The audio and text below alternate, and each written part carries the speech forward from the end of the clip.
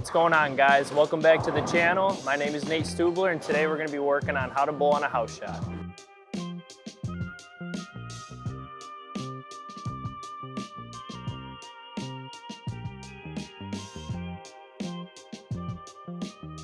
So the number one thing that's important to understand is what exactly is a house pattern.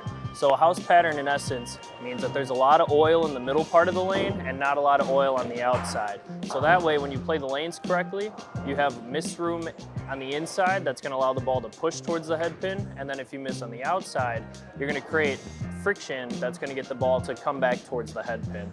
So in essence, if you play the lanes correctly and you make good shots, you can shoot a lot of high scores. So most house patterns generally are between the distance of 39 to 42 feet on average. So using the rule of 31, normally what I'll do is subtract what I think the oil pattern distance is, and then actually stand a little bit further left to see the point where I can find the early friction in the pattern, to see where the bowling ball hooks ahead of time. So in that process, after I find where the early friction is, to see where the bowling ball hooks before it gets to the end of the pattern, I'll move right off of that spot and use that as my break point as I try to bowl for score. So in the process, if I miss a little bit further left, I should be able to find enough friction to be able to get the bowling ball back to the head pin. And if I miss a little in, there should be enough oil in the middle part of the lane in order to get the bowling ball to stay on line with the head pin, therefore maximizing the miss room that I have. All right, guys, so enough talking. Now it's time that I hit the lanes and I show you guys exactly how I get lined up on house.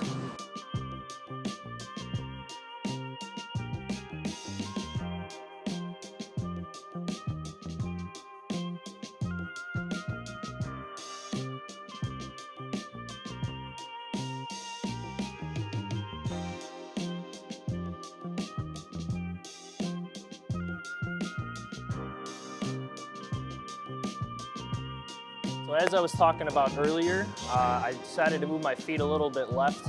During the practice time, you generally get 10 to 15 minutes before league.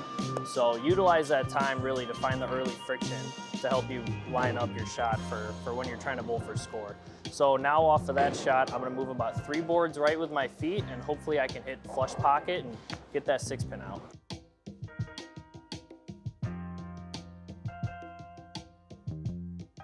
All right, so like I said, guys, the goal, I moved to about 2 to 3 right with my feet. I essentially got the ball to hook a little bit later down lane, getting the ball to go flush pocket, and essentially I'm gonna stay there as long as I can, and hopefully I can produce some good scores. I'm gonna switch to a different bowling ball, and this bowling ball is gonna be a little bit stronger than the last one in terms of layout and cover. So what I'm gonna do now is I'm gonna move my feet a little bit further right, and then if I do miss left, I still should have some of that friction that I burned up with the other bowling ball. And then also in the process with moving right, I should be able to see a little bit more hold down the middle part of the lane.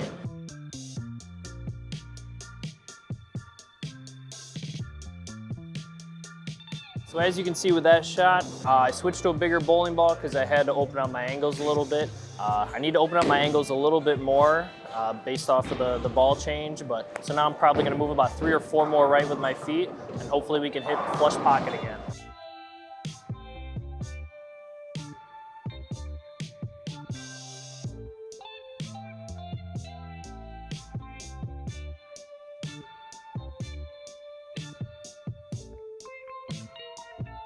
So as you can see, guys, I open up my angles a little bit more, so I switch to the bigger ball. That ball is a pearl, so it helps get the bowling ball a little bit further down lane for the drier conditions and helps it react more smoothly off the friction when you really got to try to bounce it off that spot. So now that I struck with that bowling ball, I'm going to stay in the same spot, and hopefully the lanes decide to play the same for the next couple shots, and I can get a 3-bagger here.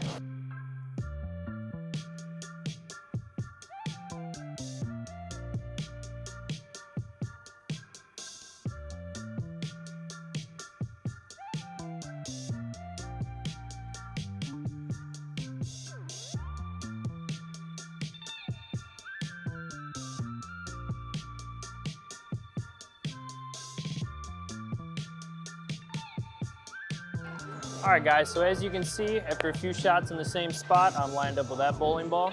So So one other key thing to think about when you're bowling on house pattern, it's always beneficial to use dull bowling balls, stuff that's a little bit smoother off the end of the pattern. That way you can maximize your miss room as well. Even though house, typically you have a little bit more miss room in general, any way that you can maximize your miss room is really crucial in order to shoot those high scores consistently.